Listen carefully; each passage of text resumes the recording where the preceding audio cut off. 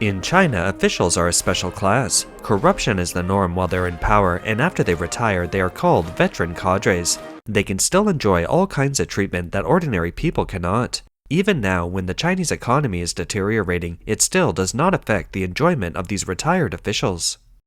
On November 16, 2024, the Sichuan Provincial Public Resources Trading Information Network issued a notice that the design of the Tibet Autonomous Region's veteran cadre recuperation base had been put out to public tender. The project's investment amount was about US $1.475 billion, and the construction site was in Chengdu, Sichuan. On November 19th, the Chinese media outlet Caixin reported that the base project was a decision made at the 6th and 7th Central Work Forums on Tibet. This routine public tender announcement by a provincial government has drawn much skepticism and criticism from the Chinese public. Living in paradise. While receiving a pension of about $1,400, they also receive medical treatment, and after they die, they receive a pension that is several times higher than that of ordinary people. My parents and most of the elderly in the countryside receive a pension of less than $27 a month, which is not even enough to eat. In one county alone, $1.475 billion was spent on retirement homes for retired cadres. Some people also ask, where do Tibetan farmers go to rest when they get old? Compared with other countries' pensions, the pension invested by the Chinese government is relatively low. This chart shows a comparison of the top 10 pension funds in the world. The top 4 are the Japanese Government Pension Investment Fund, $1,593.1 billion. The Norwegian Government Pension Fund, $1,584.5 billion, the Korean National Pension Service, $801.9 billion, and the U.S. Federal Retirement Savings Fund, $782.8 billion. Chinese netizens left reviews saying, most of China's pension fund is distributed to the bureaucratic class, while the general public gets a small portion. Some pointed out, the actual figure is much lower on paper. It currently looks like pension funds can only last until about 2027, which is very sad and helpless. One Chinese wrote, if you earn $1,380 a month, you have to pay 14% income tax, 12% provident fund, 8% pension, and 4% medical unemployment insurance. These deductions add up to $524.40. If you spend all $856, you will have to pay 17% VAT on the goods and 28% miscellaneous taxes, which comes to $386.40. This calculation makes it clear to all of us that someone who earns $1,380 a month will have to spend $911 to support the party officials. On September 13, 2024, the Standing Committee of the National People's Congress of China passed the decision on the implementation of the gradual increase of the legal retirement age. From January 1, 2025, the original statutory retirement age for male and female employees will be delayed to 63 and 58 respectively. The retirement age for women, which was originally 50, will be delayed to 55. The decision also stated that from January 1, 2030, the minimum contribution period for employees to receive a monthly basic pension will be increased from 15 years to 20 years. Netizens quickly expressed their opinions. Not only has the retirement age been extended, but the required contribution period has also been increased by 5 years. Did they even ask any ordinary people? Companies don't want people over 35. Now the policy is that pensions won't be paid until after 65. People between 35 and 65 who can't find a job will still have to pay a social insurance fee. How can they survive? A woman wrote, it's too hard to find a job. They don't want women who are married or have children. They don't want people over 35, and now they are going to delay retirement. Some people also said, it's already pretty frustrating to have to delay retirement, and now they're delaying the minimum payment period. It makes you feel like it doesn't matter if you work or not. I don't know if I'm going to live to retirement age. Those are the concerns of many Chinese, and the following chart further illustrates the problem. In July 2019, officials from the National Health Commission announced that in 2018, the average life expectancy in China was 77 years, but the healthy life expectancy was only 68.7 years. The proportion of elderly people suffering from 2 or more chronic diseases was as high as 75%. Chinese netizens believe, in other words, the CCP leadership believes that the average life expectancy of the Chinese is 68.7 years. They have done the math. With a life expectancy of 68.7 years, if you pay into the pension insurance for 20 years and start collecting at age 65, each person can collect for an average of 3 years. This is a zero-risk business. No wonder the party is determined to implement the delayed retirement despite strong opposition.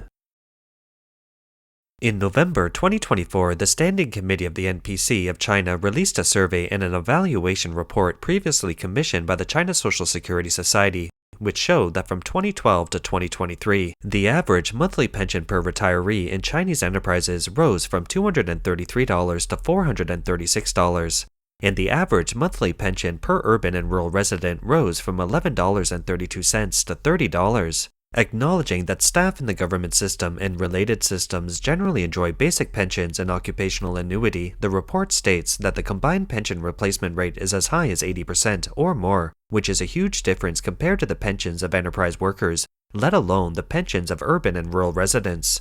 The replacement rate refers to the ratio between the level of pension a worker receives at retirement and the level of wage income before retirement. In simple terms, the pension that civil servants can receive after retirement is equal to 80% of their salary when they were working.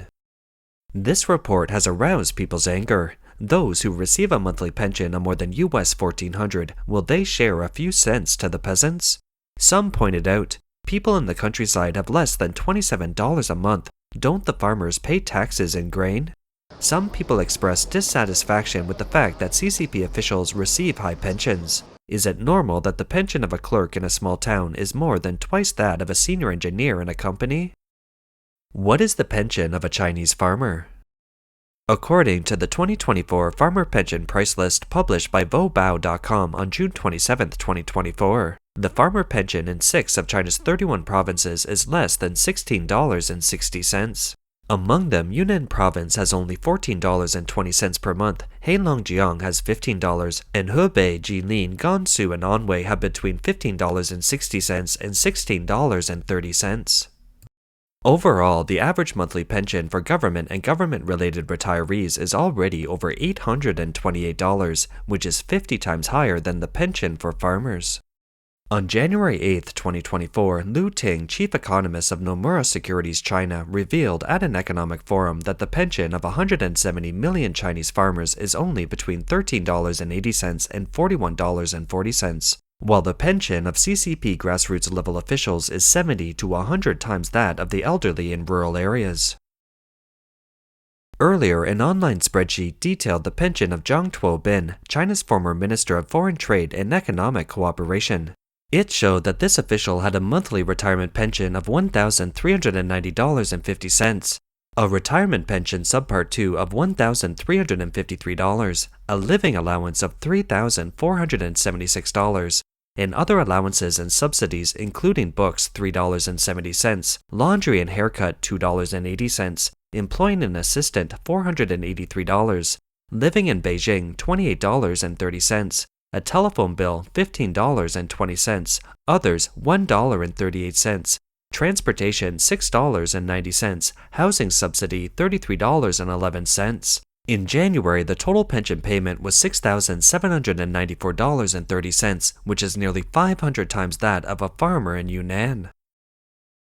There is a Chinese proverb, worse than pigs and dogs, meaning that if a person has no conscience, he is worse than pigs and dogs. Now, the Chinese have come up with a new interpretation. The feed for a pig costs $48.30 a month, and the dog food costs $34.50 a month, while the pension of a Chinese farmer is less than $24.83 a month. In other words, under the rule of the party, farmers live a life worse than pigs and dogs.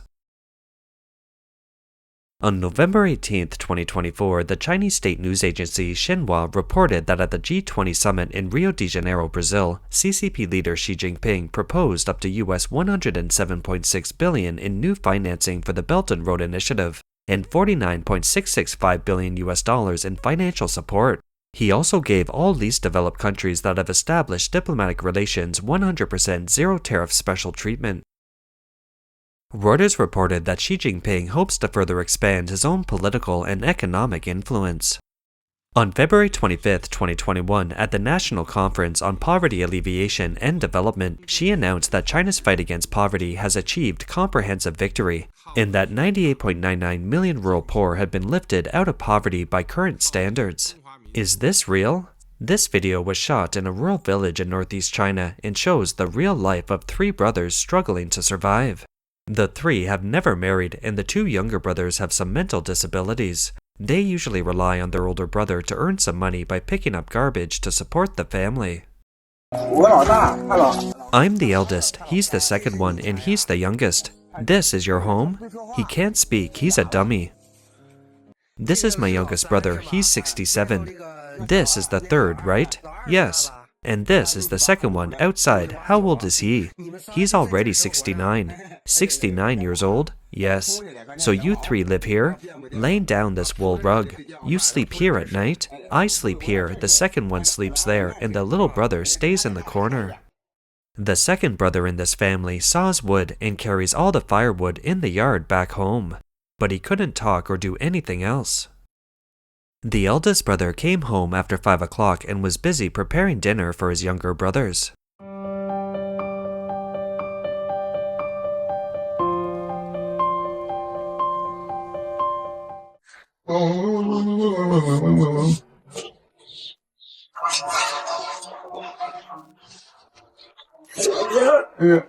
Eat the cabbage leaves, the cabbage leaves. Are you hungry? I want the cabbage leaves. You haven't had breakfast. Ouch.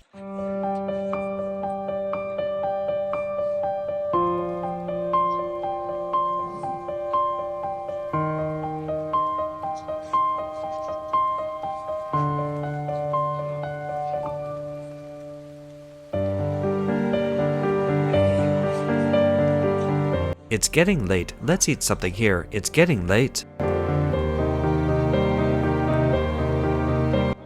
I've already eaten. You go ahead. I had lunch. You haven't eaten yet. Hurry up and eat. Yes, yes. After watching this video, netizens left comments saying, "It really breaks my heart to see this. If the government could pay more attention to this vulnerable group, they wouldn't have to live such a difficult life." The level of civilization in a country is entirely reflected in the living conditions of the grassroots. Give the grassroots a little help in making a living. Hundreds of billions of dollars thrown abroad in exchange for praise are worthless.